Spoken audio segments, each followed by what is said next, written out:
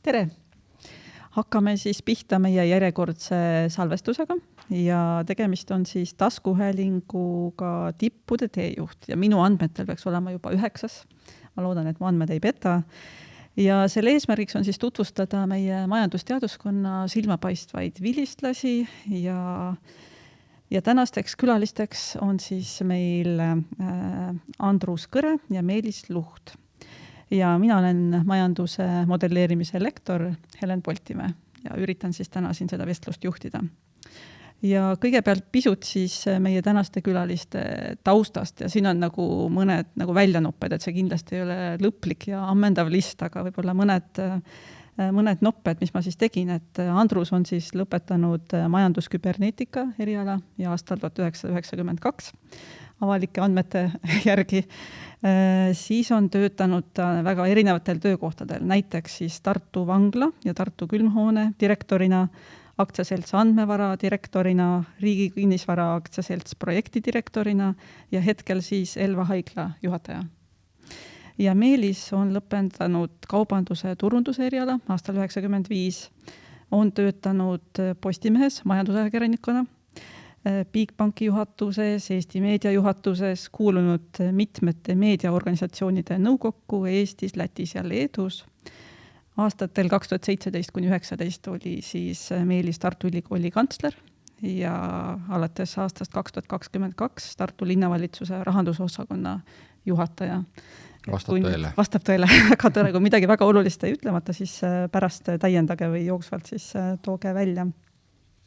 Ja ehitame siis tänase sellise vestluse üles niimoodi, et alustame kaugematest aegadest natukene, treenime oma halle ajurakke, et proovime meenutada, mis seal ülikooli ajal siis toimus ja võib-olla alustame üldsegi ajast enne ülikooli, et kui te hakkasite ülikooli astuma, et milliste õpinguvariantide vahel üldse valisite, mis teil siis kaalukausil olid? Ja alustame Andrus siis. Mina õppisin Nõo keskkooli matemaatika eriklassis ja kõrgkooli sisseastumiseks hakkasin valima erialade vahel või mõtlema erialade peale, mis matemaatikaga võimalikult lähedalt oleksid seotud. Ja sellise soovituse tegelikult andsid mulle ka Nõo keskkooli õpetajad, et nende arvates sobisin ma väga hästi matemaatika õpetajaks ja tegelikult tegid nad mulle ettepaneku, et ma võiksin ülikooli astuda matemaatikat õppima. Et mul pidavat hästi välja tulema kaasõpilaste suunamine matemaatika ülesannete lahendamisel. Muidugi osalesin olümpiaadidel, nii matemaatika, füüsika, ajal olümpiaadidel ja Nõo keskkool. Üldse oli hästi tugeva matemaatika, füüsika taustaga, mis on ka oluline see, et Nõo keskkoolis oli tegelikult ju väga tasemel tookord ju arvutuskeskus ja keskkooli ajal programmeerimise erialad, programmeerimisainet. Et neid me saime, ma usun, et suhteliselt juba sellise ülikooli taseme esimesel kursusel olime läbinud ära. Ja ülikooli astudes tegelikult hoopis jäi mulle silma majandusküberneetika ja see uudishimu ja soov teadmisi laiemalt omandada, mis aitaks ka elus pärast edasi hakkama saada. Et siis nagu, et matemaatika, majandus, küberneetika tõi sellise viite nagu tehnoloogiale või midagi tehnika poole peale ära, et siis valikuks saigi majandusküberneetika. Ja Meelis, mis variante sina kaalud? Ma võtan sellest samast sinu sõnasabast olümpiaad kinni, et keskkoolis ka sai mulle ka reaalained väga meeldisid, matemaatika ja füüsika ja keemia, need olid nagu sellised nagu mööda minnes obandatavad asjad ja seda on terve elu vaja läinud ka hiljem, aga jõuame selle juurde siis hiljem tagasi, et sain nagu seal suhteliselt hea koha füüsika olümpiaadil ja siis ma tegelikult, kuna ma lõpetasin ka keskkooli hõbemedaliga, siis ma sain nagu ilma eksamiteta sisse ja kui sa midagi saad niisama, siis sa lähed ju proovima seda ka. Ja hoiatati, et ära sinna mine, et on liiga keeruline ja kes tahtis, et mine õppima keemiat. Aga selle sammu tegin ära. Õppisin 2 aastat teoreetilist füüsikat, mis on väga keeruline. Õpikud olid vene keeles veel näiteks, et ja noh, kui tegid eksamid ja kontrolltöid, siis võisid isegi paar korda käia konspekti vaatamas, sest seda ei olnud võimalik kõike pähe õppida.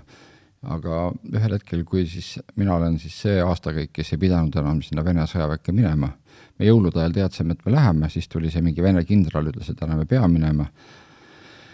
Ja siis ma siin käisime nende trennikaaslastega, naljakas küll, käisime karate trennis selline Vene aja lõpus ja siis üks sõber õppis kaubandusökonoomiat ja pärast seda, kui meil tuli siis 3 aastakäiku füüsikuid, ilmselt tajusin majandusseadust juba sel hetkel, et kui väga palju füüsikuid tuleb 50, tuleb 150 teoreetikut, siis on ülepakkumine ja siis ma läksin ära majandusteaduskonda.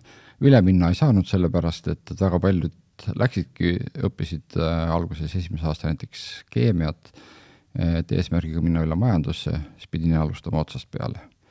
Ja niimoodi ma sinna majandusse sattusin. Taustainfoks nii palju, et kui ma tegin majanduse sisseastumiseksamit, sest kord oli selline pidi tegema, siis kui õppejõud küsis, kas keegi soovib ka lisapaberit, siis ma andsin töö ära juba. Et see tase, mis oli sealt füüsikaosakonnast ees, oli niivõrd hea. Jaa, väga tore, aga mõlemad rääkisite nüüd erialast, aga kas Tartu Ülikool oli ainuke valik või et muud ülikoolid ei tulnud kõne allagi? No, miks just Tartu Ülikool? Mina päris ausalt ei kaalunudki teiste linnade vahel, sest Tartu minu jaoks oli ülikooli üliõpilaslinn nagunii, et rohkem kui 100 000 elanikku ja teatud perioodil aastast vallutasid üliõpilased selle linna ja andsid ilmet oma ürituste ja sündmustega siin linna puhul ja just seesama, et see keskkond nii palju üliõpilasi inspireeris juba, et kindlasti ma eeldasin, et siin on võimalik saada nii hea haridus, nagu nii Tartu Ülikool oli kõige tugevam ülikool minu arvates sellel ajal. Ma millega pärast teiste vahel ei hakanud valimagi. No, minul oli klassijuhataja, oli eesti keele kirjandusõpetaja. Tema miski pärast arvas, et ma võiksin minna tippi õppima mäekeemiat. Tallinn, mäekeemia ja tipp, kõik tundusid sellised asjad, et ütleme, 3-3 oli ei, et ei olnud ka nagu seda Tallinna poole mineku mõtet, et ikka tegelikult ei olegi väga palju teist varianti, kui ausalt öelda. Jaa, et Meelis siin juba rääkis ilusti, et alustas tegelikult teoreetilise füüsika alal ja siis tuli nii-öelda majandusse üle või nii-öelda alustas nullist. Et aga kui sa võrdle neid kahte nagu õppimisprotsessi, et kas oli, et mille poolest nad erinesid, et kas majandusõppimine oli väga erinev sellest füüsika õppimisest? Need väga erinevad nagu distsipliinid ja erialad on selles mõttes, et mis on sarnane, ma arvan, mida tänapäeval enam ei tehta, et me kirjutasime kõik oma materjalid läbi, nii seal samas füüsikas kui ka tegelikult majanduses. Et see on nagu asi, mis kindlasti aitas seda omandada ja neid hoopis teistmoodi, kui tänapäeval seda õppimist tehakse. Aga kui sa võtad 2 aastat teoreetilist füüsikat, siis tegelikult on need kõik asjad, mis nagu teise kursuse lõpus üks õppejõud ütles meile tol hetkel, et see, mis te olete õppinud siiamaani, sellel ei ole reaalse maailm, mitte mingit pistmist. Ja majanduses on asjad nagu maalähedasemad. Kuigi kui siin meenutada Val Grinali esimesi loenguid majandusajaloost või teooriast, siis see ka väga lihtne just ei olnud. Ja, aga Andrus, kas ma olen õigesti aru saanud, et tegelikult sina alustasid hoopis õigusteaduskonnast oma õpinguid? Ei. Õigusteaduskonda ma läksin tegelikult õppima hoopis alles pärast seda, kui ma olin vangla direktori ameti maha pannud. Sellepärast, et see oli pigem see, et nüüd oleks mõistlik ka õigusteadus sügavuti endale selgeks teha, sest juhtisin ikkagi julgeolekuasutust või ütleme selles mõttes, et mis põhines väga palju või enamus juura peal. Et siin ongi nüüd seesama erinevus, et juhtimine olla juhtasutuses, kus sa tegelikult sügavuti võib-olla seda põhieriala või põhiteadmisi ei oma. Ja ma juuraõpingute käigus tõdesin, et võib-olla ma oleks asutust juhtinud teistmoodi, kui ma oleks ennem olnud juuraharidusega. Aga täna ma võin öelda, et võib-olla et see asutus ei oleks 25 aastat hiljem selline, nagu ta täna on. Nii et siin on teatud eelised. Mina igal juhul olen majandusteaduskonna õppejõududele väga tänulik, et just see vundament, mis tookord majandusteaduskonnas ja majandusküberneetikas loodi või mis mul õnnestus, nagu öeldakse, endale laduda, see tegelikult on aidanud mind kogu elu ja sõltumata sellest, et hiljem me räägime ka õpingutest ka teistel erialadel. Tegelikult on see uute vaatenurkade avamine, aga ikka need baasteadmised tulevad tagasi sinna nende esimeste õpingute juurde. Jaa, aga räägime natukene veel sellest õppimisest, et millised õppeained võib-olla on meelde jäänud ja miks? Kes tahab alustada? Kelle kohe midagi väga erkselt meelde tuleb? Võib-olla hakkaks sellest peale tegelikult, et ma arvan, et võib-olla ei olegi õige nagu öelda, et üks on parem kui teine, et kui lihtsalt kui tagantjärgi vaadata selle pika nagu perspektiiviga, siis tegelikult igaüks tahtis anda ennast nagu parimat, et kas ma siin vaatan siin samas Jüri Seppa meie hulgas, et või toon siis kas Valner Grinnali näiteks kohe algusest või kelle iganes, või näiteks Aino Siimanni oma selles minust lõputus seaduses, ma peaksin ütlema, et neid on hästi palju olnud. Et aga ma arvan, et see võib-olla ei ole õige, kui ütleme, et üks või teine nagu teistest parem, et pigem on see, et ma arvan, et kõik tahtsid teha kõige paremat. Kas see oli, ütleme siis otstarbekas alati, minul õnnestus nagu sellest kauba tundmise loengust tänu individuaalse õppeplaanile nagu mööda pääseda, et ma ei pidanud hapukoort lahutama tükkideks, aga mingid küsimused muidugi olid, kas see on nagu ülikoolis vajalik selle ajal enam. Ja veel mõned asjad olid sellised, et pärast seda, kui ma Saksamaalt tulin tagasi, õppisin 1 aasta Hamburgi ülikoolis, vaheaasta, et siis tegelikult osa materjale siis ma valmistasin nii-öelda küll siis kursustöö vormis mõnele õppejõule ette, mis siis pärast sai ette kantud seal samas saalis. Et natuke see ülemineku periood on selline pisut segane olnud.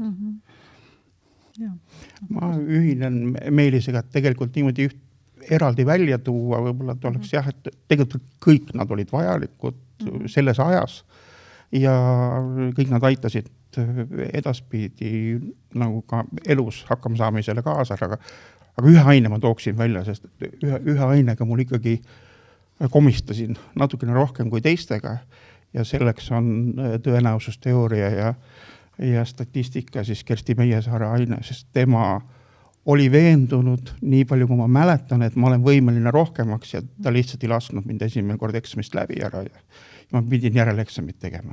Eksam oli siis suuline? Või?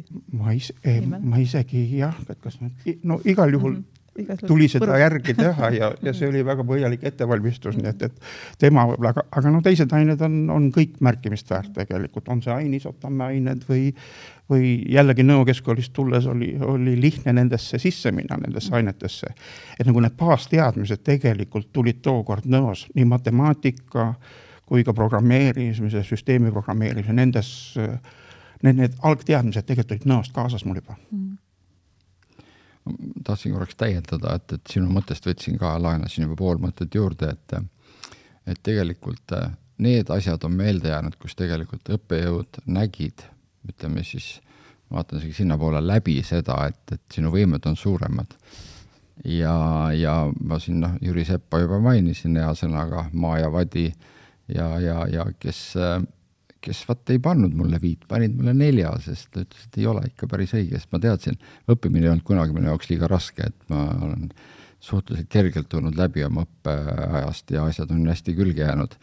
Aga need on jäänud just meelde, kes nagu ütlesid, et pinguta rohkem ja need on, ka sul tuli see asi pigem esimesena meelde. Jah, ja ma loodan, et ma delikaatseid andmeid ei avalda, kui ma ütlen, et ma sain 3 lõpuks. Ei, ma peaaegu lõpetasin isegi kummlauda ja mulle see lõpus läks tööga segamini, et mul üks või 2 hinnet oli, mis selle ära natuke tuksi keeras, aga iseenesest ega täna pole seal mingit tähtsust enam. Jaa, aga võib-olla veel mõni õppejõud, kes veel, et juba siin mitmeid on nimetatud, kes erksamalt on meelde jäänud, kas keegi on veel, kes? Sellel ajal kindlasti, meil oli siin jutuks, oli kursuse juhendajad, et Villem Tamm, kutsusime teda Tammevilluks ära, kes oli tõeline majandusküberneetikute sõber ja selline teaduskonna hing. Igal üritusel võttis ta osa ja kiskus tudengeid kaasa ka teinekord, kui nad õppetööst väga väsinud olid, nii et kindlasti teda meenutaksin. Jah, ma ei oska ka nii, et ühte või teist, et eks siin on igasuguseid sellised mõnusa kiiksuga nagu siin oli juhtimises, oli Haamer ja Tellis õpetas meile neid keskkonnateemasid ja väga põnevad asju me oleme õppinud, et kui arvatakse, et see keskkonnateema on täna väga moodne, siis ei, me õppisime ka juba seda asja, et tegelikult on selliseid ägedaid asju. No võib-olla välja tuua veel näiteks, et täna on ju väga populaarne Peeter Raudsepp, kes on kunagise rahandusprofessori Vambola Raudsepa poeg, siis Vambola Raudsepp oli see, ütles, et kuulge tudengid, ärge raisake paberit, hakkage kirjutama ülevalt peale järjest niimoodi, ei jäta mingit valget riba sinna, see on raiskamine. Sellised seiku on nagu päris palju hakata otsima, aga kindlasti see sama Vambola Raudsepa, see tema esinemismaneer ja see oli nii teistsugune, aga väga palju on neid asju kandunud edasi tema poegad, kes tahab aru saada, milline see õppejõud oli, siis võib ka Peetrit vaadata. Ta näeb küll pisut teistsugune välja, aga mitte palju. Jaa. Te mõlemad mainisite, et siis või kuidagi tuleb siin jutust välja, oli selline ülemineku aeg, et aga milline oli see elu siis väljaspool siis neid õpinguid, et kas näiteks olid mingid tudengiorganisatsioonid, kust sai osa võetud või mis siis nagu väljaspool õpinguid toimus? No minu jaoks oli selles mõttes, see oli ikka see päris hull aeg, kus tegelikult meie õppe toimus saab Nooruse tänaval ja siis ei olnud sul õigesti ei süüa ega bussid ei käinud, et ma mäletan Ümera poe ukse taga, kui tuli leiveauto, siis sai kaubeldud, kui müü mulle üks sai sealt otsa auto pealt, et ega see on reaalne elu. Ja näiteks käisime siin õhtul, ma ei kujuta täna ette, et sealt Noorsõda tänavalt taga tuled õhtu kella 9 siia Ujula tänavale trenni, teed trenni ära, lähed tagasi jalgsi Noorsõda tänavale, sest bussid ei sõida, on ju. Et oli keeruline aeg kindlasti ja ühiselamas praadisime kartuleid nagu tavaliselt sel hetkel oli. Aga saime hakkama oma asjadega selles mõttes. Et ma arvan, et see on äge, mis tegelikult lõpuks sellest välja tuli, et meenutad mingi sellised asjad, kui siin see Toompeal see putsi teema oli, et ja need rünnati seda Toompeal ossi, ühel toanaabril oli mingi Moskvitsi Piruko käru, siis me vaatasime, kus see bensiini panime, sõitsime teises vastassuunavööndis Tallinnasse, et vaadata ka, et minna tormata sinna nii-öelda kas appi või juurde, et need kõik jäävad sinna aega, et väga põnev on olnud. Mina suutsin osa oma igapäevastest tegemistest juba ära sisustada enne ülikooli astumist, et peale Nõo keskkooli lõpetamist põhimõtteliselt nii nagu lõputunnistuse kätte sain, siis ma tegelikult kauplesin ennast Tartu Informatsiooni- ja Arvutuskeskusesse tööle. Et ma tegelikult juuni lõpust 1985 sain siin operaatoriks juba ära. Ja alles pärast seda sain üliõpilaste nimekirja. Ja see töökoht oligi mu esimene töökoht, öövahetused, need põhimõtteliselt peale õpinguid või teinekord peale operaatori tööd, siis hommikul läksin töölt kohe loengutesse ära. Aga see ei olnud igapäevaselt, et oli ikka muid tegevusi ka, et ise oli vaja hakkama saada, siis organiseerimisime endale võimalikke lisaraha teenimise võimalusi. Üks hea näide võib olla, mida on mõttekas rääkida, on see, et täna siin Kaarsilla otsas on Hesburgeri müügikoht, kes mäletab siis 89. aastal Estcompexim tahtis linnarahvast rõõmustada pingviini jäätisega. Jäätise kohvik avati seal. Siis mina ja vanemakursuse küberneetik Aare Kilp, meie tegelikult see oli lagunenud hoone ja see hoone oli, kui ma mälu nüüd ei peta, siis ta oli arvatavasti linna pumbamaja või mingi selline vana hoone, mille siis Kovkin oma äritegemiseks omandas. Meie Aare Kilbiga kahekesi viskasime selle keldri, nagu öeldakse, sisust ja risust ja kividest ja kõigest. Ma ei mäleta, kui kaua me seda töötasime, aga see oli nii, et meie tudengi loengupäev lõppes, siis me läksime muideks sinna keldrisse, hakkasime seda keldrit tühjaks loopima. Et hiljem oli muidugi kena vaadata, milline see tulemus tuli, aga see esimene jäätise kohvik, selle rajamisele 2 küberneetikut andsid ikka olulise panuse, sest et see füüsiline töö sai meie poolt tehtud ennem ära. Ja, aga mainisite siis tööd, spordiklubisid, ma ei tea, akadeemilisi organisatsioone või veel mingid hobitegevusi sealt kõrval? No, aga me peame ühe asjagi ära klaarima selles mõttes, et me täna oleme ka siin selles Hermese auditooriumis et kui mina hakkasin kaubandust õppima, siis oli asutatud selline kaubandusüliõpilaste selts Hermes. Seal olid mõned sellised tuntumad näod, juba 2 korda täna mainitud Jüri Sepp, Tartu turu direktor Adamson ja siin oli veel igasuguseid ja vist Adamson oli kas linna mingist osakonnast, et väga palju selliseid tuntud nimesid ja oligi täiesti kaubandusüliõpilaste selts Hermes. Isegi tekkel on mul kodus olemas sinine, must, kuldne. Aga kuidagi see sumbus ära mingil põhjusel, ma ei tea miks, ja siis nüüd on see pihta pandud ja on tehtud sellest uus organisatsioon. Aga selline asi on kunagi olnud olemas. Mina ütlesin, et spordiga ka sai tegeletud, et majandusteaduskonna tudengite seas oli purjetamine, oli populaarne tegevus, et oli selline klubi nagu, see tegelikult oli ülikooli klubi nime all või ametlikest allikatest ei õnnestunud mul enam seda kuidagi moodi leida, aga nimi oli Korkvender, see oli purjespordiklubi, enamus nende liikmed olid majandusteaduskonna üliõpilased ja talvisel ajal Nooruse tänava spordisaalis toimusid siis treeningud meil, mul õnnestus peaaegu 2 aastat selle klubi president isegi olla vahepeal seal ära ja siis kevadeti läksime Saadire väärde. See on Tartu Kalevi jahtklubi nagu filiaali all või Äksis oli see baas. Nii et suvel ja sügisel oli ka üliõpilaste regatt laser- ja optimisti klassis võistlused, nii et purjetamine tegelikult kuulus ka vähemalt mõnel aastal üliõpilaste vaba aja veetmise või õpingute kõrvalise tegevuse hulka. Mul tuli veel meelde selline fakt, et mingil kummalisel kombel olin ma majandusteaduskonna nõukogu liige üliõpilaste esindajana ka päris mitu aastat. Ma ei tea, kuidas ma sinna sattusin, kui ma tagant järgi mõtlen, kuidagi ma sinna sattusin. Küllap siis keegi pidi ikkagi soovitama või esitama kandidatuuri.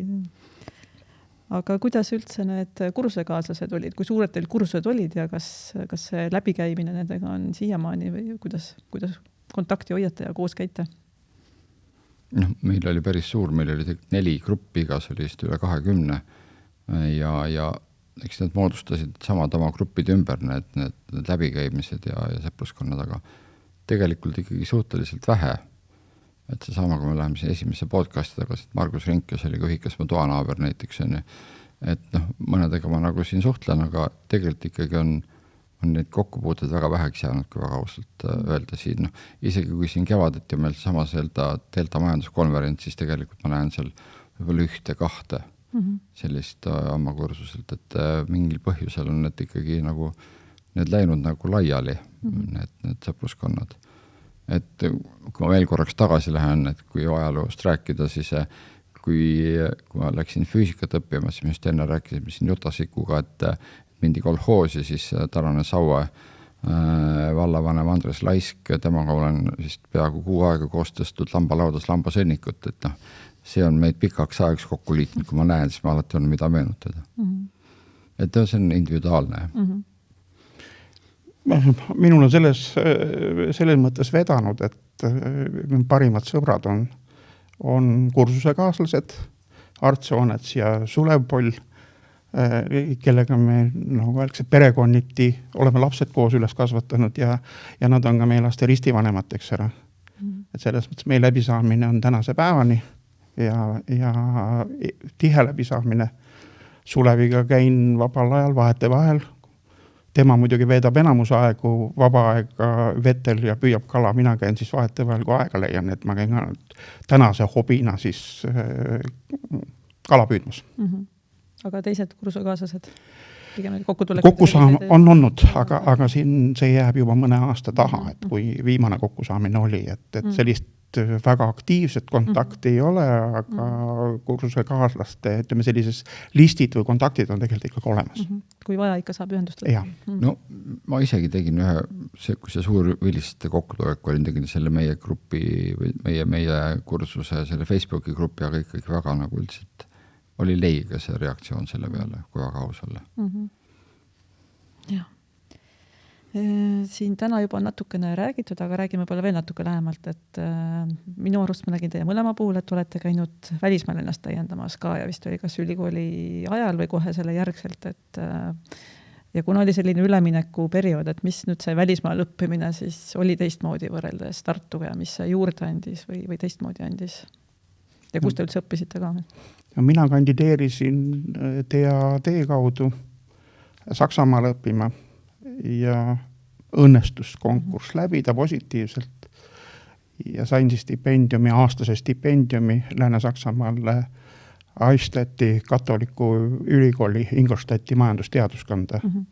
Nii et 1 aasta ma ühe kursuse õppisin Saksamaal ja see on nüüd küll üks olulisi kogemusi lisaks, mis avardas võib-olla veidi kiiremini, kui need protsessid siin Eestis liikusid, nagu seda silmaringi, et seda kriitilist mõtlemist, maailmavaadet, sellist laia pilti, ühiskonnas toimuvaid diskussioone, et see kõik nagu avanes nagu järsku.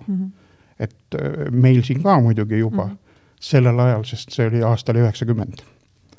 Et sellel ajal need protsessid, üleminekuprotsessid olid juba ju alanud, oli ju nii 87. aastast nii isemajandav Eesti algatused ja kõik need tegevused, mis siin olid toimumas ühiskonnas. Aga et see pool aitas nagu palju kaasa ja see õppimiskeskkond seal, et sellised grupitööd, selliseid suuri auditooriumeid meil üldse ei olnud. Et ikkagi oli sellistes väikestes rühmades toimus õppetöö ära, muidugi meil, kes siit Eesti stipendiumiga Saksamaal õppima pääsesid, meil muidugi vedas, meil viimase põlvkonna kogu arvutikomplekt koos tarkvaraga, mis meile kingiti siis nagu õppetööks ära. Pean tunnistama, et see aitas meil teadmist omandamisel, info vahetamisel ja ütleme siis ka õppematerjalide töötlemisel ikka nagu öeldakse kordades efektiivsemalt toimetada, kui seda oli võimalik enne siin teha, et võib-olla seisid Tartu Ülikooli arvutuskeskuses järjekorras, et saad seal mõne programmeerimise ülesande ära lahendada või mitmekesi tuli kasutada vahetevahel neid arvutitöö kohta, aga meil oli personaalne kõik. Ja mäletan ka seda, et ma sain ka omale kaasa Saksamaalt 086 IBM-i originaal.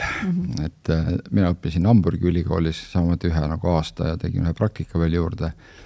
Ja mis nagu juhtus selle õppimise ajaga on see, et kui ma nagu siin Tartus õppisin pigem nagu tänapäeva mõistes sellist nagu mikrotasandi majandust ja ettevõtte poolt, siis tegelikult seal, kui sul on nagu õppejõududeks on siin endine Bundespanga juht või siis Saksa konkurentsiameti juht, kes olid reaalselt minu õppejõud, siis see viis nagu rohkem selle majandusteaduse poole peale ja tõtt öelda, ma tegin ka oma diplomitöö täiesti mitte kaubanduslikul teemal, et see oli hoopis valuutakursi kujunemist mõjutavad lühiajalised tegurid, et see andis hoopis teistsuguse pildi tõesti, nagu ka sina, Andrus, ütlesid, et see pilt läks hoopis laiemaks. Aga mis oli teistmoodi oli see, et kui mismoodi üliõpilased kaasa töötavad nagu loengus.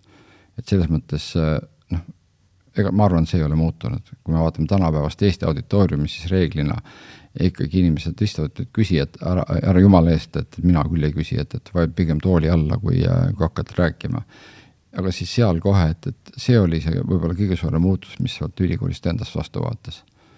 Ja mina pidasin tol hetkel ka need erinevaid, see oli nagu paketi osa, käisin siis rääkimas selles ettevõttes, kus ma töötasin erinevatele osakondadele, mis on Eesti, et teil oli rahareform, mis see currency board on, kõiki need asju, et ma sain ühtepidi Eestit tutvustada, teha nagu seda nähtavaks teistpidi, et ma sain ennast ka nagu sain hästi palju juurde. Ja lisaks ma elasin veel ühes peres niimoodi, et ma sain ka teistsugust nagu pereelu näha, et see nagu maailm tõmbas äkki hästi-hästi suureks. Jah, peres elamine oli meil ka, et tegelikult kogu see aasta viibisimegi mina olin mitme pere juures, et esimene pere oli kuna Ingolstadt on, kes teavad, siis on ka audite tootmise, nagu öeldakse, üks põhiline linnades, sest seal sellest 100 000 elanikust, linnakodanikust ja ümbruskonna elanikust teil 25 000 töötasid auditehases. Ja peremees oli kreeklane ja ta oli auditehase katseosakonna juhataja, nii et sellel ajal, kui ma tegelikult peres elasin, siis tema oli Hiinas, viis läbi uue Audi mudeli katsetusi ja mina siis õpingute kõrval vahepeal siis sain peretütart hoida, kui perenaine tahtis vaba õhtut saada. aga siis see tähendas, et saite, kas see oli osa õpingutest, tulite tagasi, jätkasite koos teistega või sa ikkagi pikendas nüüd seda õpingut aega? Minul pikendas 1 aasta võrra, kuigi need ametlikult loengud ja need kursuse tööd ja materjalid, need sai kõik üle kanda, et siin kes tahtis rohkem teada, kes tahtis vähem teada. Ma mäletan Mart Sõraga oli vestlus, kui me siin ühe pangandusasja panime üle sinna, et Mart Sõrg ka kindlasti selline väga hea näide eelmistest õppejõududest. Et see õnnestus kõik ennast üle kanda ja ma arvan, sellest oli palju abi. Minul oli veidi teistmoodi, sest enne Saksamaale minekut jälle Tartu Ülikoolis korraldati selline noortejuhtide klubi, kuhu ma innukalt siis läksin ja osa võtsin. Ja selle kaudu õnnestus mul siis saada esimene päris juhi töökoht. Nii et tegelikult 3. kursusel võeti mind ametisse Elvasse tekstiilivabriku arengu tsehi juhataja kohusetäitjaks ära. Et tööle minnes siis võttis mind vastu seal 59 särasilmset prouat ja 2 meest ja selle tsehi tööks või ülesandeks oli siis toota käsitööna vaipasid, ehk siis kudumid. Sealt ma läksin Saksamaale ära ja Saksamaalt tagasi tulles tegelikult olin ma uue tekstiilivabrik, või mitte uue, vaid tekstiilivabriku arengu tegevjuhi ametis juba. Et mul neid õpinguid päris igapäevaselt enam peale Saksamaad jätkata ei õnnestunudki, nii et ma pean tunnistama, et ja olen väga õnnelik selle üle, et õppejõud olid nii mõistlikud, mõistvad, mul ei õnnestunud loengutes osaleda enam sellisel määral, nagu seda oleks viimase kursuse jaoks vaja olnud. Aga selles osas õppejõud olid muidugi piisavalt nutikad, et nad võtsid sageli ette teekonna ja tulid hoopis kontrollima, kuidas ma oma teadmisi töökohas rakendan, nii et käidi mind Elvas vaatamas ja tuldi mind vaatama ka päris arengu tekstiilivabrikusse, kui ma juba olin rohkem kui 1100 töötajaga ettevõtte juht, tookord siis 24-aastasena ja 4. kursuse tudengina. Positiivne see kahepoolne teadmiste väga. Ja just see, et ma olen praktikas rakendamas seda, mida ma olen siis esimesed aastad majandusküberneetika kursusel erialal õppinud. Et see oli nagu see positiivne pool selle asja juures kõik. Aga kõik laabus üles tegnasti. Ja võib-olla kogu selle ülikooli aja lõpetuseks äkki meenutate mõnda sellist erksamat seika või juhtumit või mälestust ülikooli ajast või õpingute ajast? Või on mõni selline? Sina rääkisid sellest, et sa tegid selles Nooruse tänava selles võimlas seda trenni ja tegelikult toimus Nooruse tänava võimlas oli üks suurepärane üritus, mis ühildus ka minu sünnipäevaga, nimelt 92. aasta rahareform. Ja kogu see rahavahetus 3 päeva, mis seal toimus, see oli uskumatu, et kogu see protsess, et ma lihtsalt mõtlesin, mis seal oli selle õppejõu nimi, kes seda juhtis, seda rahavahetuspunkti. Me tegime seal palju asju põnevaid, näiteks, et selline, et ametlik avamisaeg oli ilmselt kell 10 või midagi kell 9, vaatasime, et rahvas koguneb ukse taha, tegime tund aega varem lahti, kogu see, mis seal toimus, esimene päev rahavahetus, kogu see kottidega sumamine, paberikotid raha täis ja siis mis edasi sai, siis kui see enam vahetajaid ei tulnud, siis mängisime politseinikega viipmiinust, et mõni tõi veel kodust minu meelest koduveini, mille peale mängida, et see oli päris selline lahe üritus, et teine 3. päev ei olnud midagi suurt enam teha, aga ma arvan, see on ilmselt see Nooruse tänava võimla võib-olla kõige selline ägedam sündmus, mis seal on olnud. Rahareform 92. 3 päeva sünnipäev peaaegu. Ja ühiselamu elu oli muidugi kogu aeg põnev, aga seda võib-olla ei kannata väga palju lahata seda neid teemasid, aga ma mainiksin ikkagi, et selles mõttes, et üliõpilastel seda nutikust on piisavalt. Mina elasin 5. korrusel, päris sageli oli ikkagi akna taga näha, kuidas ämblikmehed ronisid, kuna meil geograafid ja bioloogid elasid üleval korrusel, siis kuigi meil uksed olid kõik lahti, millega pärast liiguti mööda maja seinu üsna sageli. No kes teab Narva maanteeühiked, vanasti olid need ju rõdud lahtised, siis sa võisid alati kindlalt teada, kas see on maja elanik, kes läheb maja eest mööda või on see nagu võõras. Ja kui sa olid seal ühiselamu elanik, sa käisid alati rõdud all. Kui sa olid võõras, siis sa läksid rõdus kaugemalt ja tavaliselt midagi pähe sulle kukkus sealt ka. jaa, aga siis, kui need lõbusad ülikooliajad läbi said, veel lõbusad ja muidugi ka töised, aga mis siis edasi sai töises plaanis? Ma nüüd jooksen sulle vahel, sellepärast sa läksid tööle. Ma läksin ülikooli lõpus tööle, et siis me saime sama koha peale, muidu me oleme erinevast. Et mina nägin siis ühel päeval oli majandusteaduskonnas seina peal see töökuulutus, et Postimees võtab tööle majandusajakirjaniku. Ja nii ma siis sinna läksin. Meil oli alguses selline hästi põnev projekt isegi, mida me tegime siin koos majandustoimetusega, oli Tartu turuhindade nagu tabel või ülevaatus, kus me käisime poodides ja turul vaatas, mis maksab leib, mis maksab piima, ja see sama Hermes kaubandusüliõpilaste selts seda korraldas ja siis see avaldati Postimehes lehes, et mis need hinnad kusagil on, et selline väike turu-uuring aastast, mis ta ei ole, 91 või 2 siis, et selles mõttes ei, 92 ma arvan pigem ja siis ma sinna ka tööle sattusin ja tänu sellele tekkis meil Eestis selline võrgustik, et tol hetkel ei olnud nagu keegi tead, mis asi on mingisugune PR-töötaja või mingisugune pressiinimene või kommunikatsioonijuht. Sa võisid helistada igale, ma ei tea, ministrile, pangajuhile, kellele iganes. Kõik rääkisid sinuga otse ja see võrgustik tänu sellele on ikkagi väga-väga suureks kujunenud. Ja teine, jälle väike lihtne nipp tänapäeval enam ei saa, et vanasti olid telefoninumbrid on niimoodi, et oli 00 oli või oli sekretäri number, kus sa võtsid 01 oli faks ja 02 oli alati tippjuht. Et kunagi ei pidanud sekretäri kaudu helistama, sa teadsid, nipp oli lihtne. Aga see Postimees töötamine, et tegelikult ma jäingi meediasse tegelikult pärast hiljem tööle, et pea 30 aastat olnud. Et see on see, mis on saatnud tegelikult ja kogu see ühiskondlik pool ja sotsiaalne närv, mis sellega kaasa tuleb, et see on mind saatnud kuni tänaseni, jah. Läheme nüüd tagasi sinna, kus me pooleli jäime.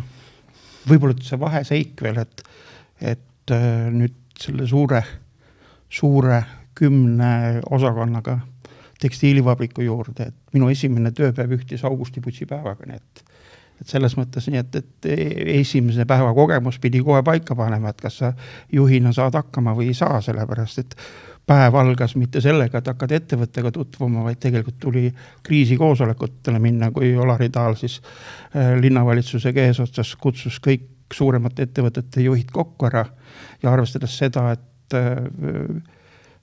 minu poolt siis juhitud ettevõttes töötas enamus töötajaid, olid muukeelsed, siis kuulusin nagu öeldakse, et riskigruppi number 1, kus võis oodata rahutusi. Nii et kui mõelda seda, et ilma kogemuseta praktiliselt 24-aastasena, et kui jällegi taas ma tulen õpingute juurde tagasi, et kui poleks seda teoreetilist osa võtta, et kuidas sa midagi, et see analüüsivõime, et sa pead kiiresti saama kõik võimalikud faktid kokku, otsustad, mille baasilt tegelikult otsustamiseks on väga vähe informatsiooni. Aga sa pead otsuseid langetama, sest ega minul kellegi käest küsida ei olnud ju. Et kuidas ma käituma pean või millisel kujul, aga tagantjärgi võin öelda, et sai tehtud õiget sammud, inimestega asuti suhtlema osakondades või tegelikult tootmissehhides asusin käima. Ma tegelikult jalutasin kõik tootmissehhid läbi ära. Kui füüsiliselt nägid uut juhti, siis nad unustasid ära, et Tartu linnast mööda sõidavad tankid või mingid sellised asjad. Et selles mõttes niimoodi, et võib-olla see on ka õnn, mis mul oli tookord. See on võib-olla ka. Jah. Et me nüüd igast teie töökohast väga täpselt ei jõua rääkida, aga kui te tagasi mõtlete, siis mulle tundub, et mõlemad teie töökohad on olnud nii erasektoris, avalikus sektoris, et selliseid väga erinevaid ja tihti juhtivatel kohtadel, aga et natuke oleme rääkinud, mis majandusteadusest on kaasa võtta, aga mis see ikkagi on, mis see põhiline on, kas on pigem see teoreetiline teadmine või väga spetsiifiline erialane teadmine või on siis need, ma ei tea, mingid isikuomadused ja kõik see, mida sa natukene siis treenid, et kumba nagu rohkem vaja on või millest rohkem kasu on olnud? Või kas neid saab muidugi üldse niimoodi eristada? Siin peab võib-olla isegi veel rohkem tagasi minema sinna kohta, kus nagu tänapäeval öeldakse, et sa pead aju samamoodi treenima nagu igasugust muud lihast. Me kujutame ette, et kui lähme jõusaali, et siis me oleme nagu väga head, saame head käed või jalad või selja või kõhuhamale. Samamoodi me peame treenima oma aju. Ja kui nüüd läheme tagasi selle ülikooli õppimise juurde, siis mis on nagu totaalselt erinev mingist muust õppimist, on see sama klassikaline, see baasteadmine, mis sa saad, et kui sul õpetab nagu keelt, õpetab filoloogia ja ajalugu ajaloolane ja õigusteadlane, siis see baas, mille peal see ehitada, on lihtsalt niivõrd tugev, et sa võid sinna peale panna ükskõik mida. Ja ma arvan, et see on see, mis võib-olla ongi, mida ma oma lastele olen samamoodi rääkinud ja nemad on koolid lõpetanud ja ka töötavad heade kohtade peal täna, et see õppimine on see, mida sult mitte keegi ära võtta ei saa. Sa võid tormata ärisse, osta kiiresti omale või teenida mingi esimese raha või mis iganes, aga see kõik on ajutine. Ja see õppimine, see baasteadmine, ja sa pead need lihaseid kogu aeg pingutama. Ja seal, miks ma ka, kui tulin ülikooli tööle ja ka tegelikult avalikus sektoris meeldib, väga palju peame mõtlema, arvestame erinevate huvigruppidega ja see tuleb ainult sellest, et sa oled nagu näinud maailma, oled õppinud hästi laialt, sul on tolerants erinevate teemade suhtes, sa tead, et ka sul võib olla teine arvamus kui minul, on ju. Sa arvestad sellega, mitte ütled, kuule, Andrus, sa ei tea midagi asjast. Siis mul on kohe läbi see jutt. Ma arvan, see on selline see, ma ei tea, natuke filosoofiline, aga see ülikoolide baasteadmine annab selle, sa ise viitasid ka oma eelmises arengunäites, et sa ei teadnud midagi, aga ometi sul, mille pealt oli seda otsust teha. Jah, just see, et sul on loogiline lähenemine, järelikult sa oled saanud selle kohta õiged suunised, kuidas käituda. Sa analüüsid andmed, korjad fakte, nii palju kui sa saad. Ja selle baasilt langetad otsused, et need on nagu sellised baasid kõik. Ja võib-olla ma isegi ei arva, et see õpingute juures, et oluline on see, et ma pean seda teadmist nüüd nagu, ma kannan seda teadmist kogu elus kaasas. Vastupidi, see teadmine, kuidas õppida, kust hankida teadmist, aga kui sa oled juba selle loogika, analüüsi või ütleme selle suure pildi loomise oled selgeks saanud just majanduse ja ütleme selle teiste seotud tegevuste või valdkondade lõikes ära, siis ülejäänud on, aga siis tuleb edaspidi ka lisaks, nagu ütlesid, treeningud, meil on see väga õige, mida me olemegi teinud, me oleme edasi õppinud, me õpime edasi, miks pärast, see on treening, see on samasugune, nii nagu mõnel meeldib jõusaalis käia, me oleme õpingutega tegelenud, ütleme siis uusi teadmisi, juba spetsiifilisi teadmisi juurde hankinud just sellele samale vundamendile, aga see vundament ikkagi laseb ehitada sinna päris kenasid asju, vähemalt karjäär on näidanud seda.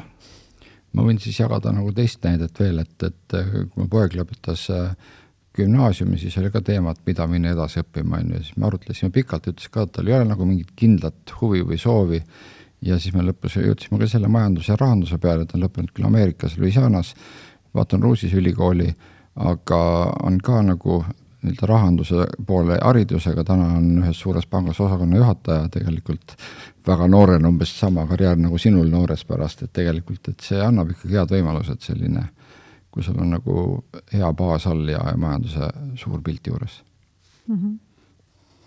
Ja. Nüüd järgmine on ka selline üldisem ja selline natuke abstraktne küsimus, aga et ma ei tea, et kas te saate välja tuua, et mingeid suuri dilemmasid oma karjääris ja et kui on sellised dilemmad, et kas nii või naa, et siis kellele või millele siis tugineda?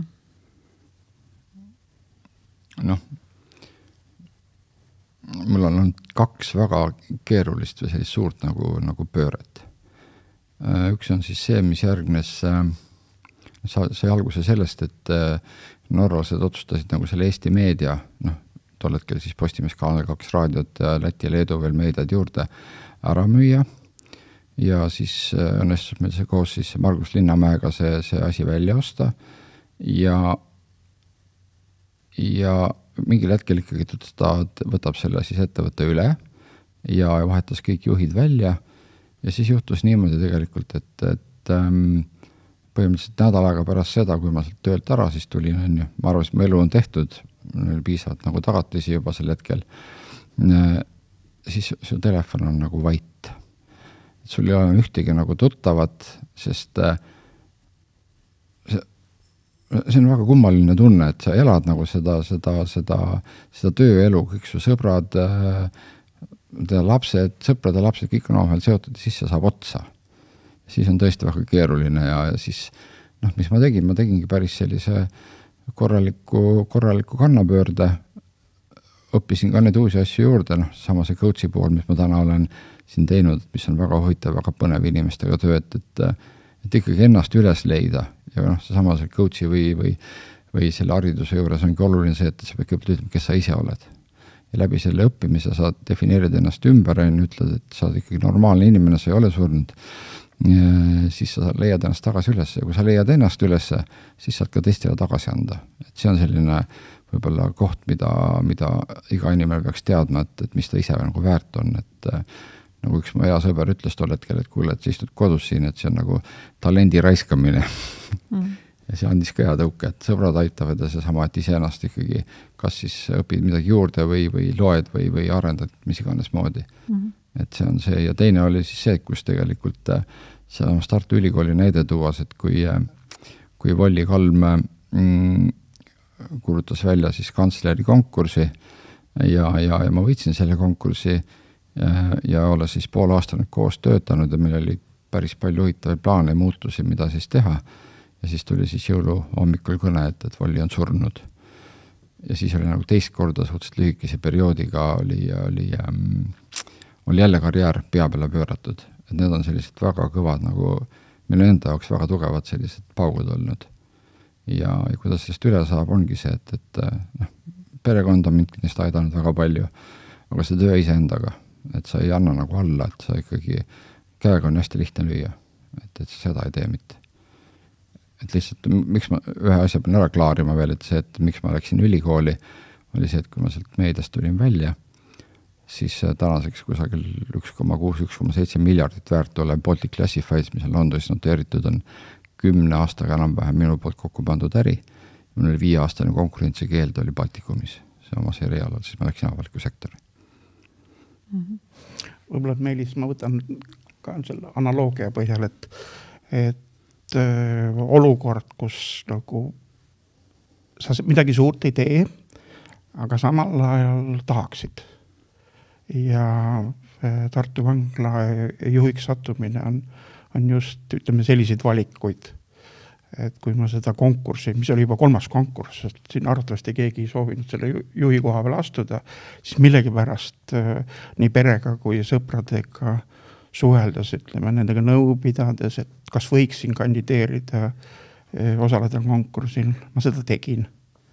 Ja mul õnnestus, tookord oli kandidaate oluliselt rohkem kui eelmistel konkursid, see oli 3. konkurss, Fontes viis seda läbi ja mul õnnestus see konkurss võita.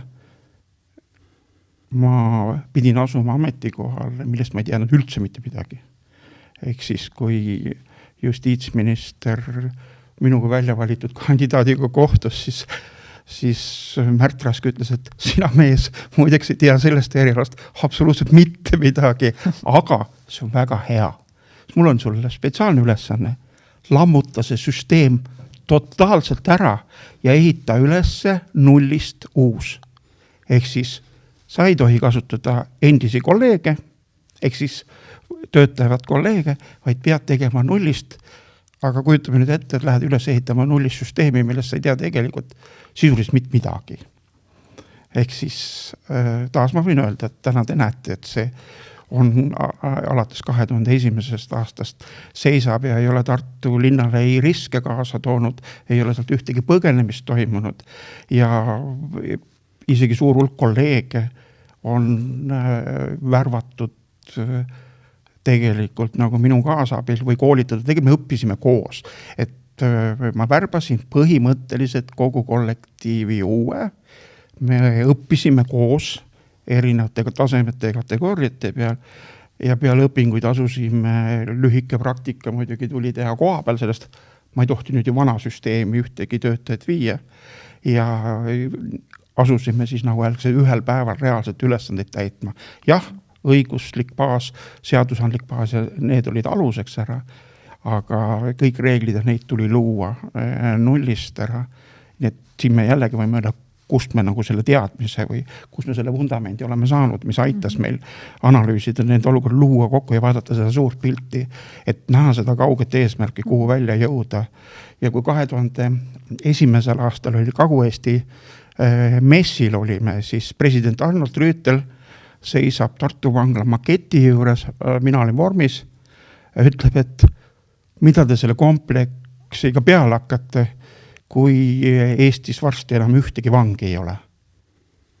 kusjuures ma pean tunnistama, et ta suutis ette näha, et selline olukord saabub küll 20 aastat hiljem, aga see olukord on täna Eestis käes. Et siis minu vastus oli talle, et üks võimalus on teha sellest üks korralik kaubanduskeskus, aga mis Tartu linnale palju vajalikum on üks tudengilinnak koos meelelahutusega, ühiselamutega, sest et mul on kambrid valmis ju, vabadust, toad valmis. Ja. No vaatame, kas see realiseerub või ei. Aga selleni tuleme veel tagasi, aga rääkisime nüüd nagu sellistest individuaalses plaanis, et mis need dilemmad on olnud, aga samas te olete mõlemad olnud sellised ikkagi suurte organisatsioonide eesotsas ja juhite tõesti suuri organisatsioone, keerulisi organisatsioone ja meid on siin viimastel aastatel ikkagi väga, väga mitmed kriisid tabanud, olgu siis erinevad geopoliitilised kriisid või COVID või midagi muud, et kuidas siis teha ikkagi niimoodi, et see organisatsioon on valmis, kas ta saab rohkem valmis olla või on see ikkagi pidev selline kriisidele reageerimine, mis ikkagi organisatsioonides saab toimuda? Ma olen peaaegu sealt seda poliitökonoomiat ka õppinud, et kus meile öeldi, et kaadrid otsustavad kõik, et tegelikult inimesed ikkagi on need, kes sind igast olukorrast peavad välja tooma, et me võime siin loota igasuguste vidinate peale ja AI ja meil iganes peale, aga toon jälle ühe põneva näite siit AI kohta siia vahele, et muidu me väga tõsist juttu räägime, et palusin teha ühele organisatsioonile maskotti ja siis ütlesin, et ta võiks rohkem tegeleda kuulamisega, tegi topeltkõrvad. Et see on nagu hea näide, et tegelikult see inimesed ja meeskonnad, et kriisi puhul, mis me saame teha, on see, et üleüldse, mis on nagu juhtimises oluline ja inimeste puhul minu jaoks on see, et need inimesed, kes me ümber on nagu targad, nad on heade oskustega. Ja ma teadlikult ma ei kasuta sõna innovatsioon, sellepärast innovatsioon on see, kus ma teen iga päev oma tööd paremini. Selleks ei pea ütlema sõna innovatsioon, et midagi teistmoodi teha. Ja täna mul on ka sellised inimesed, ma tean, mul on 4-5 sellist nagu tippspetsialisti, kes ma une pealt tean, mis tööd nad teevad, on ju, isegi ma täpselt ei tea, mis nad teevad, ma tean, mis tuleb tulemus ja tulemus tuleb ära. Ja nende selle meeskonnaga tuled sa sellest igast kriisist läbi. Peasid sa nagu suhtled ausalt, räägid, kuidas asjad on ja viskad kõik toredad asjad tee pealt minema, sellised, mis nimetaks ingliskeeles nice to have. Kui sul on mingi äri või tegevus, kõik see, mis on kogunenud heal ajal, kõik viska külma kõhuga minema.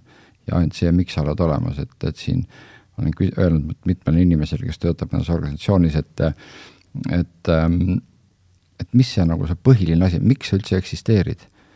Miks on nagu Tartu Ülikool olemas, seda me ei pea võib-olla defineerima, aga võtab mingisuguse riigiameti või mis iganes firma. Mis on see, miks neid on vaja? Ja kõik muu on nagu toreduse projekt. Ja kui sa ei ole Eesti inimest teeninud, kui sa oled riigiametis või avalikus sektoris, sa ei ole teinud midagi selleks, et Andrusel läheks paremini, siis see tegelikult ei ole vajalik. See on abitegevus ja selle võib vabalt panna pausile või üldse ära lõpetada. Kriisimomentidest võib-olla, et meenutaks seda, et üleujutused Tartus.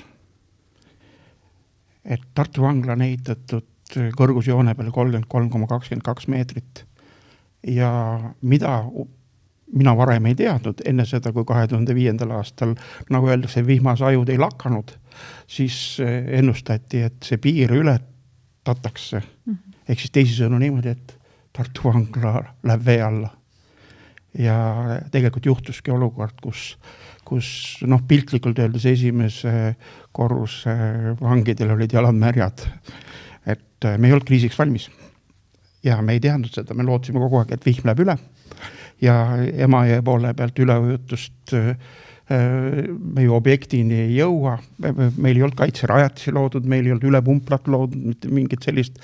Siis ongi see, et meeskonnaga saad küll arutada, mida teha saad, aga tuleb kiiresti tegutseda.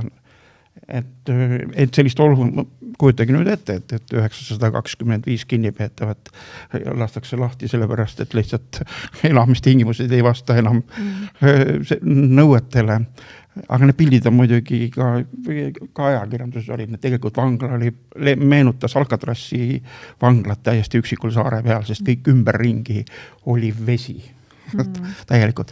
Aga kõik kuiva jalaga said oma tööd teha ja saime selle olukorra kontrolli alla. Aga minu jaoks oli kriisimoment sellepärast, et keegi kaasa aidata väga sel momendil ei tahtnud.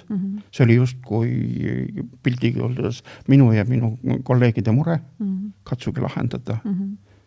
Aga me lahendasime ära. Ja iga kriis õpetab. Jällegi sa hakkad analüüsid, vaatad tervikpilti, mis teha saab, millised lahendused on olemas. Raha ju on kõige vähem avalikus sektoris ju keegi sulle raha ju erakorraliselt ei eralda ja kui sa seda raha lähed küsima, sa saad raha siis, kui see kriis on ammu möödas juba. Et järelikult me ei hakkagi mõtlema, me ei hakkagi raha kõigepealt taotlema, me hakkame tegutsema. Just nimelt, et see tuleb tegutseda ja otsustada ära midagi, et ei saa nagu jätta niimoodi, et äkki midagi juhtub, ei juhtu mitte midagi niisama, et see on ikkagi tegevus, inimeste konkreetne tegevus, mis seal taga peab olema ja see otsus ka ikkagi, ta võib isegi olla siis ekslik, nagu öeldakse, et aga teed ära, et vähemalt katseta. Ja teine soovitus, mis mul tegelikult on, mis võib-olla ka ülikoolis saadi täpselt sama olnud, et siis küll räägiti personali suhtes, et kui sa kõhkled või kahtled milleski, siis tegelikult oled sa päris palju hiljaks jäänud. Et see otsus oleks pidanud olema tehtud ammu varem. Jah, isegi siis, kui sa eksid. Jah, aga kus see on, seda peab igaüks ise tunnetama, kus see koht tekib. Kui sa ükskord proovid selle ära, siis saad aru, et seal oli see, et võib-olla siis on midagi võimalik sealt järgi vaadata. Ehk kui ma võin see kiire resümeerida, siis topeltkõrvad ja kiire tegutsemine. Topeltkõrvad, jah. Ja tegelikult on see, sa just hea näite topeltkõrvad, et see kuulamine on, ma arvan, üks väga suur puudus, et inimesed tegelikult ei kuula, mis teised räägivad. Et see on, mida ma nüüd täna selle juhtimiscoachi või siis nimetad arengupartneriks seda, et selle kursuse käigus ja õppimisega sul on õppinud on see, et tegelikult me ei kuula absoluutselt. Ma arvasin ka, et ma kuulan. Ma eksisin. Sa kuulsid. ja. Siis nende varasemate töökohtade juurde veel, me just rääkisime ka siin ülikoolist ja Tartu vanglast, aga võib-olla teistest töökohtast ka, et kas need töökohad ja need asutused, organisatsioonid on lõpuks nagu sellised, ma ei tea, oma lapsed või projektid, et kuivõrd nagu siis hilisemas tööelus ka nendel, no ma ei tea, silma peal hoiate või kuidagi heldimusega vaatate käekäiku, et ma ei tea, Meelise puhul näiteks tahaks küsida, et kuna Meelis võib-olla kõik ei tea või võib-olla teavad, aga oli siis üks nendest, kes alustas siis Delta keskuse rajamist, kus me praegu istume, et ma ei tea, mis tundega siin on ringi käia. On ikka nagu selline tunne, et mitte ainult Delta, see sama ülikooli universaalne spordihall, mis tehti juurde koos selle juurdeehitusega, ikka vaatad kuidagi teistmoodi ja hea tundega selles mõttes, et küll päris lõpuni siin ei olnud. Ma olen Tartu siin veel siis Maamärki Kroonpressi trükikoda näiteks, et kus ma läksin aastal 97, peaaegu samas kui vangla. Me arutasime isegi plaanid, kuidas võiks vange sinna tööle tuua mingil hetkel. Oleks võimalikult. Et neid Maamärki on veel loomulikult, et on mida meenutada, et näiteks kurbusega lähed mööda sellest Gildi ühe Postimehe majast, kus on väga palju oma aastad elu ja öid veedetud ja päevi ka ja lapsed ja kõik käinud, et ja ülikooli peahoone või see samasid, need on ikkagi nagu maamärgid, mis midagi tähendavad vähemalt minu jaoks küll. Ja Andruse käest tahtsin küsida siis Tartu vangla kohta, et praegusel ajal meil on siis selline diskussioon selle üle, et kas need välisvangid võiksid tulla Tartus või, et ma ei tea, mis tundega seda diskussiooni jälgid või kas seal on kohe tahaks nagu sõna võtta ja arvata ja sekkuda?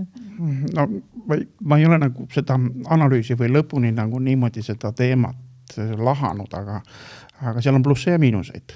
Et see, et suur hulk väga professionaalseid töötajaid saab tegelikult uuele tasemele oma koolituste ja oma, ütleme siis, töö tegemisega tänu sellele, et asutus mehitatakse ära siis küll võõrriigi kinnipeetavatega, siis see on nagu Eesti riigile väga suur pluss, sellepärast, et tegemist on tegelikult professionaalidega. Nad on valmis alati kriisiolukordades reageerima. Hea näide on tegelikult ka Pronksöö, kus vanglateenistuse relvastatud üksus oli üks esindusüksuseid, kes nagu välja läks kohe, kui see kriis Eestis käes on, sest nemad on ikkagi niinimetatud tsiviilorganisatsiooni esindajaid, mitte militaarse poole omad ära. Kindlasti on siis see rahaline pool, mingil määral, et ta kompenseeritakse, küll aga nüüd õigusteaduskonna poole pealt või ütleme siis õiguse mõistmise poole pealt on arvatavasti need probleemsed kohad.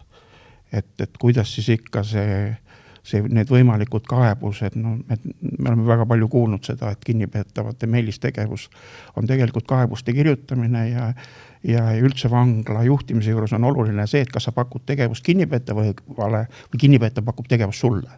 Et tegelikult valik on hästi lihtne. Minu eesmärk oli see, et võimalikult hõivata kinnipeetavad ära, siis neil ei ole aega kaebusi kirjutada ega rumalusi teha. Aga küsimus on selles, et kuidas kinnipeetavaid vange nüüd mehitada või kuidas neid nagu hõivata saab. Et kui nad ainult kambrisse pannakse, see on suhteliselt keeruline, sellepärast et kambri olukordades, siis on ikka aega ja siis on paber ja pliiats ja siis võivad juristid hakata saama tööd või kohtunikud tunnevad võib-olla isegi õigustatult veidi muret ära.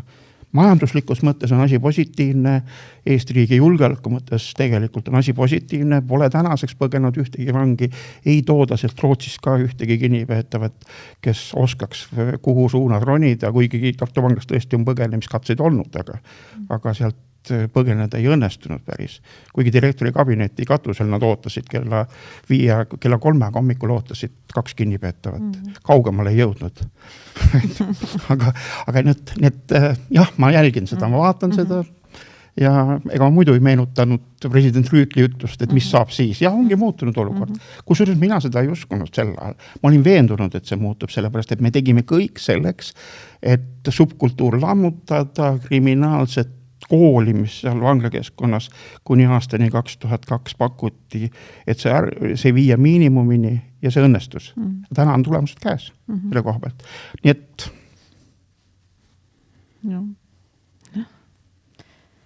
Nii, aga teeme väikese pöörde ja räägime nüüd natukene veel tagasi võib-olla hariduse juurde, et tänapäeval räägitakse küll palju elukestvast õppest ja teie puhul ma märkasin ka, et olete ka pärast ülikooli lõpetamist enda ikkagi mitmel moel täiendanud, et mis see ikkagi on, mis ajendab ikkagi uuesti mingeid uusi teadmisi omandama?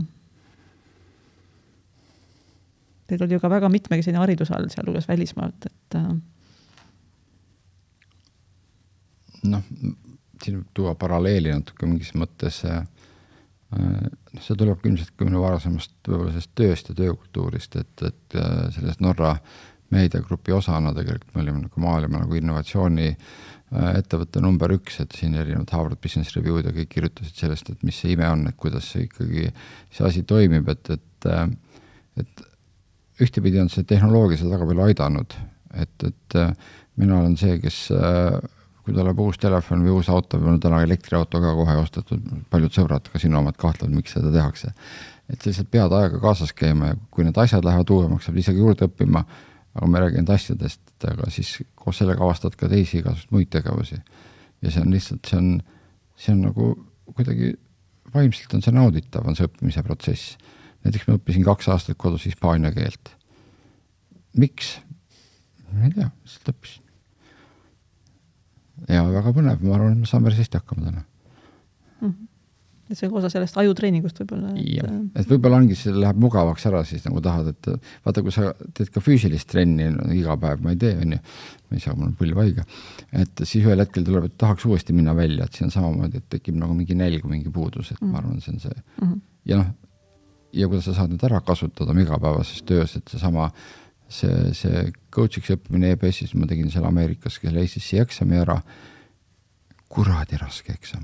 See on võib-olla kõige raskem eksam, mis ma olen teinud üldse elus. Et sellest läbi saada, ma tegin isegi mitu katset seda. Kõik need situatsioonid inimestega, mis on tegelikult ettearvamatud ja sa ei oska prognoosida. Kõik inimesed on erinevad seal juures veel, et see on hästi-hästi huvitav. Ja sa näed, mis sellest võidad, kui sa need inimesi oskad aru saada, mida nad räägivad sulle, mida nad tegelikult räägivad, see sama verbaalne kõne, mida me siin teeme, mida võib-olla paljud kuulavad, see tegelikult on meie sellisest kommunikatsioonist 1/10 ainult. Et see on tohutult, see maailmapilt läheb paremaks ja kokkuvõtteks, kui sa teisi aidata selle teadmise pealt, siis teed ka maailm natuke paremaks kohaks ikka. Ikka uudishimu lisaks sellele, mida sa igapäevaselt teed, aga need uued teadmised, uue vaatenurgalt näha ka varasemalt omandatud teadmisi. energiakasutust, jah, mul on tehnikateaduste bakalaureusekraad ka Maaülikoolist ja praegu õpin Maaülikooli magistriõppes energiakasutust. Et selles mõttes, et 2018, kui ma sisse astusin, siis AI-st muidugi nii palju veel ei räägitud, aga minul oli ettekujutus, et okei, kuidas ilma energiata, ilma energiakasutuseta, ilma selleta hakkama saab.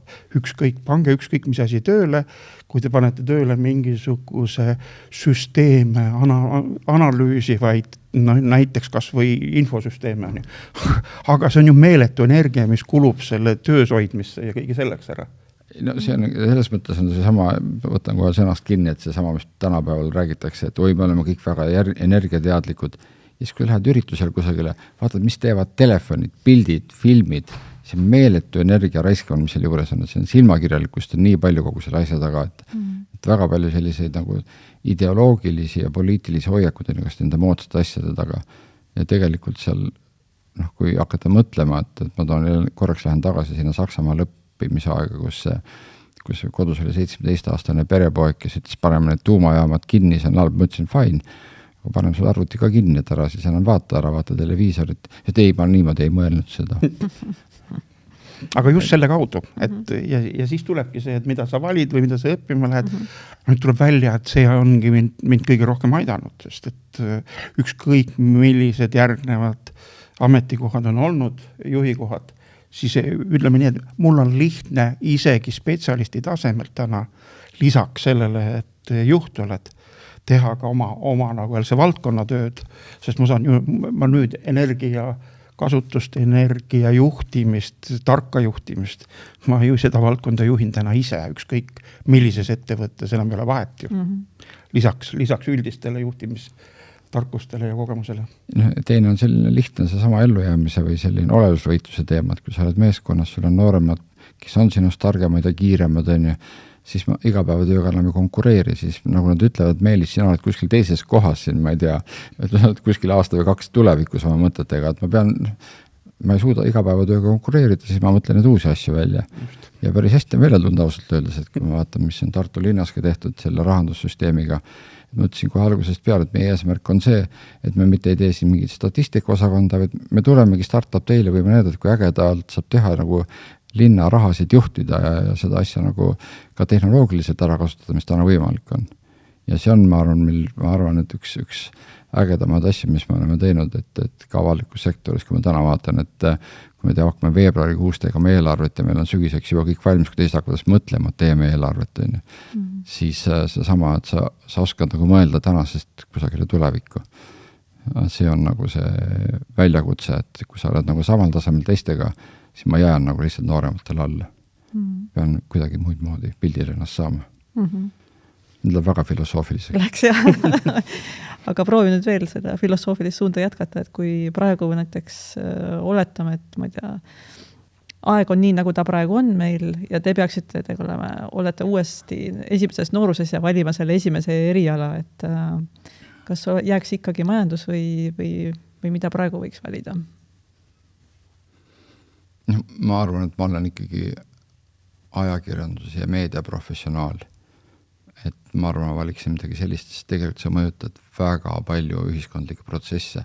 Et täna me kõik vaatavad suure huviga seda Veerpalu ja Alaveri filmi, aga see moment, kui see info tuleb selle majja sisse, siis hakkad kaarutlema neid teemasid, et kuidas see puudutab tegelikult kõiki Eesti inimesi, mis on see, need on rahvuskangelased ja kui me läheme nende vastu, meil on faktid, et see on ääretult keeruline, see sama Pronksiöö näide, mis sa tõid ka, et üks on see mäss tänaval, teine on see, mis toimub siis meedias, kommentaarides, kuidas sa pead töötama siis näiteks koos kaitsepolitseiga andma selle infot, et kes midagi teeb, et see pilt on tegelikult, seda päris palju alahinnatakse, ma arvan, seda meediatööd, aga riigi kui tervike jaoks on see väga vajalik, et ma arvan, ma valiksin ikkagi ajakirjaniku töö. Mina hoiaksin seda majandussuunda, aga võib-olla liidaks sinna näiteks energiakasutus, energiamajanduse juurde. Ongi energiamajandus, näed. Siis on ikka majandus ju. Ja muidugi tehnoloogia. Täna ilma tehnoloogiata või selleta või seda ennustamata või näha seda, et ma isegi ei tea, kuhu ta areneb tegelikult, mina küll ei oska öelda. Et aga selle eriala, jällegi taaskord, et kui eriala valid, see on nüüd ka need, kellel on eriala valikud ees siin tulevikus, et ei pea lootma selle peale, et ma nüüd õpin kõik ära ja siis pärast kogu elu ma saan sellega hakkama. Ei, õppima, õpi aru saama, õpi see loogika ära ja võimalikult võib-olla valikute puhul, et see oleks nii laiapõhjaline, et kui sa lõpuks leiad endale selle õige, see on see kitsam spetsialiseerumine. Et see spetsialiseerumine on pärast seda, need, kes ei ole juba endale energia, või tähendab, et kes ei ole endale valinud juba eriala ära, näiteks, et kui ma oletame, et ma oleks täna sellises seisus, võimalikult lai eriala, aga matemaatikaga ta peab seotud olema, sest ükski süsteemidest ei toimi ilma matemaatika teadmisteta. Ma tahaks veel filosofeerida, selles mõttes, et selline võib-olla leppimatus sellise nagu ühe või konkreetse tõega on see, mis aitab edasi, et kui sa nagu jäägitult kummardad, ütled ainult nagu Andrusel on õigus, ainult Helelil on õigus või kellelgi Jüril on õigus, siis ma tegelikult annan juba endast osa ära. Tegelikult pean alati kahtlema ja kõhklema, et võib-olla on veel mingi teine tee, et ma ei lähe nii-öelda kinnisilmi kedagi kummardama, ütleme, see on ainukene tõde, et siis ma panen omale teed kinni, et lihtsalt hoian need teed lahti. Et vaata, äkki on veel mõni teine nurk, et kui ma täna töötan inimestega üks ühele, siis mina ei ütle seda, et sul on vale, ma küsin, kus su teadmine tuleb, et kas sellel võib mingi teine vaatenurk olla. Ja see on see, mis tegelikult, mis inimesi sageli avab, et mõtleme selle kasti ümber niimoodi, et olen seal sees ja see ongi see maailm, tegelikult ei ole. Et siin on erinevad organisatsioone, ei hakka siin neid üle maailma nimevad, väga paljud on seotud usuorganisatsioonidega, mis tegelikult ei ole ju, ütleme siis majandusteaduslikult põhjendatud kuidagi moodi olema siis korrektsed. Aga ometi nad toimivad ja sa kapseldad ennast kuskile mingisse maailmavaatesse või justkui kusagil ära ja sa ei näe, mis ümber toimub. Et lase nagu lahti ja mõtle vabalt, et mõtle, mis on selle taga, et see on tool, aga mis tooli taga võib ka veel midagi olla, kus sa istud. Siit tuli juba väga palju häid soovitusi ja nippe, mida võid ka tänapäeva siis tudengid kõrva taha panna, aga võib olla veel midagi, et mida siis üks tänapäeva tudeng veel ülikoolis siis peaks, millised oskused, suhtumised, teadmised on siis kindlasti need, millele ta peaks tähelepanu pöörama, kaasa võtma. Ma arvan ikkagi need samad baasteadmised, millele ka Andrus ütleb, et see sama matemaatika, et mind nagu väga palju kõnetas see, kui kooli tekkis see kitsas ja lai matemaatika. See on see koht, kus tegelikult me noore inimesena ei tea, kui me paneme omale juba pool teed kinni, et kui me ütleme, et jah, valime selle kitsa koha ja sa hakkad juba nii varakult oma need valikud piirama, et see on nagu üks koht, et ikkagi see klassikaline ülikool või haridus võtta seda hästi nagu nii laialt, kui saab. Me täna teame ülikoolis ka, et veel enne, kui sa saad siia esimesest päevast tulla nagu õppima, sa juba töötad kusagil, ja see on küsimus, kui sa töötad täiskohaga kusagil ja õpid täiskohaga ja ühest makstakse palka, siis võid arvata, kumb siis nagu prioriteet number 1 on. Ja see on siin lühikene vaade, et ma mäletan ka hästi mõnda klassivenda, kes tõi pärast keskkooli Saksamaalt mingi auto, ütles, mul on väga uhke auto ja tõesti oli raske vaadata. Täna on need kaalud nagu pöördunud. Ma arvan, mul on parem auto ka. Ma siin nimetasin jah, see sama, et ega laia põhjal, ma toetan nagu meelist sellega, see on nagu oluline, aga kui on juba eriala valitud või teatakse kuhu, siis muidugi loomulikult sinna tuleks minna, siis on valik lihtne, aga mitte valimata jätta, sest et kui sa saad baasteadmisest, siis sul on väga lihtne elukestev õpe. Ma olen hea näide, või küsida kogemust. Et lastega konkureerin ja lapsed inspireerivad muidugi sellepärast, et neil ei ole võimalus öelda, et nad minust maha võiksid jääda. Ja teine asi, mis ma soovitaksin veel, et ärge jätke need vaheaastad või vaheperioode, jube raske on tagasi tulla ja ma ise sain selle soovituse ka samalt Saksamaalt, kus ma elasin sealt, siis ma oli ka mõtlesin, siin on natukene ülikoolis, siin on ripakil ja sees, et tee see asi ära, et ära jäta neid pooleli, et see on nagu väga tähtis, et sa ikkagi nagu lähed eesmärgi poole, saad selle ja siis võtta järgmine. Kui see jääb pooleli, siis ongi selline. Siin jälle vene keelt ei tohi kasutada, vanasti olid nii rõõbani meas. Jaa. meie aeg hakkab vaikselt otsa saama. Kas äkki meil on saalist veel mõni küsimus?